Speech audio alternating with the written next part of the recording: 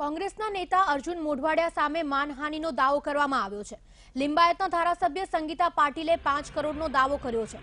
આ મામલે અર્જુન મોઢવાડિયાને 25 ફેબ્રુઆરીએ કોર્ટમાં જાહેર થવા માટેનો આદેશ છે।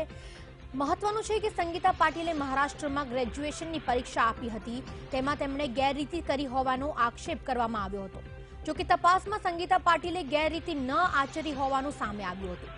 જો કે આ મામલે અર્જુન મોઢવાડિયાએ સંગીતા પાટીલને ટ્વીટ કર્યું હતું, જેમાં અર્જુન મોઢવાડિયાએ લખ્યું હતું કે fake is USP of BJP. આ ટ્વીટના કારણે અર્જુન મોઢવાડિયાની મુશ્કેલીમાં વધારો થયો છે અને સંગીતા પાટીલે 5 કરોડનો દાવો કર્યો છે। તો જે રીતે સમાચાર મળી રહ્યા છે કે ગેરરીતિના સમાચાર તપાસમાં સંગીતા પાટીલે ગેરરીતિ ન આચરી હોવાનું કહે છે। આ અંગે વધુ માહિતી માટે અમારા સંવાદદાતા આનંદ પટની લાઈવ જોડાઈ ગયા છે મારી સાથે। જે આનંદ, જણાવો કે આ એક ગેરરીતિની જે આ ઘટના સામે આવી છે, અમુક લોકો કહી રહ્યા છે કે એમાં નથી જોડાઈ રહ્યા, પણ આ સમગ્ર ઘટના શું છે એના વિશે જણાવશો?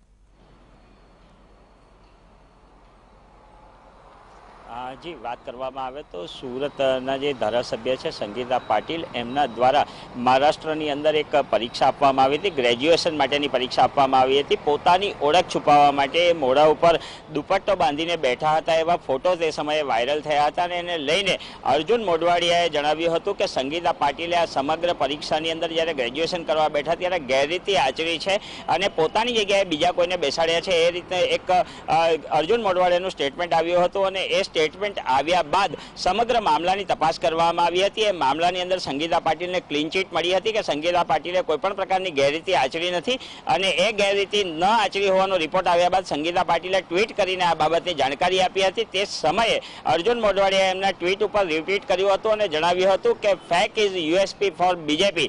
એને લઈને સંગીતા પાટીલ ગુસ્સે ભરાયા હતા અને સંગીતા પાટીલે અર્જુન મોઢવાડિયા વિરુદ્ધ બદનક્ષીનો એક દાવો કર્યો હતો, જે 5 કરોડનો દાવો કર્યો હતો અને આ તમામ મામલાને લઈને અર્જુન મોઢવાડિયાની મુશ્કેલી એટલા માટે વધી શકે છે કારણ કે એમણે સંગીતા પાટીલને જે પ્રમાણે ગેરરીતિ આચરી હોવાનો આક્ષેપ કર્યા બાદ ટ્વીટ ઉપર જે જાણકારી આપી એને લઈને અર્જુન મોઢવાડિયાની મુશ્કેલી વધી શકે છે। 25 તારીખે અર્જુન મોઢવાડિયાને કોર્ટમાં હાજર રહેવાનો આદેશ કોર્ટ દ્વારા કરી દેવામાં આવ્યો છે, ત્યારે સંગીતા પાટીલની જે અરજી છે એને કોર્ટે અત્યારે ગ્રાહ્ય રાખી છે। જી દીપાલી।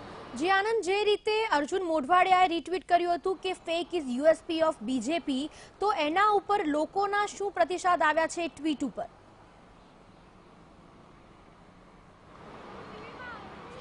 જે વાત કરવામાં આવે તો બીજેપી દ્વારા જે પ્રતિક્રિયાઓ સામે આવી છે એમાં બીજેપી જે છે તમામ લોકોને આ વાતને વખોડી રહ્યા છે। બીજેપી કહી રહી છે કે સંગીતા પાટીલે કોઈ ગેરરીતિ આચરી નથી, તે છતાં પણ અર્જુન મોઢવાડિયા આક્ષેપ કરી રહ્યા, જ્યારે કોંગ્રેસ એમના બચાવમાં ઉતરી છે। કોંગ્રેસનું કહેવું એવું હતું કે ગેરરીતિ થઈ છે અને ત્યારે જ અર્જુન મોઢવાડિયાએ આક્ષેપ કર્યા છે, પરંતુ જો રિપોર્ટ જોવામાં આવે તો રિપોર્ટની અંદર ગેરરીતિ નથી થઈ, એને લઈને જ્યારે રિપોર્ટ આવી ગયો છે ત્યારે અર્જુન મોઢવાડિયાનું આ ટ્વીટ છે એને લઈને કોંગ્રેસ અને ભાજપ અત્યારે આમને સામને દેખાઈ રહ્યા છે। જી દીપાલી। જી આનંદ, જોડાવા બદલ અને માહિતી બદલ આભાર। તો જે રીતે ગેરરીતિની આ ઘટના સમગ્ર અને અર્જુન મોઢવાડિયાના ટ્વીટથી લોકો પણ રોષે ભરાયા છે અને ભારત અને ભાજપ અને કોંગ્રેસ જે છે આમને સામને આવ્યું છે ટ્વિટર પર।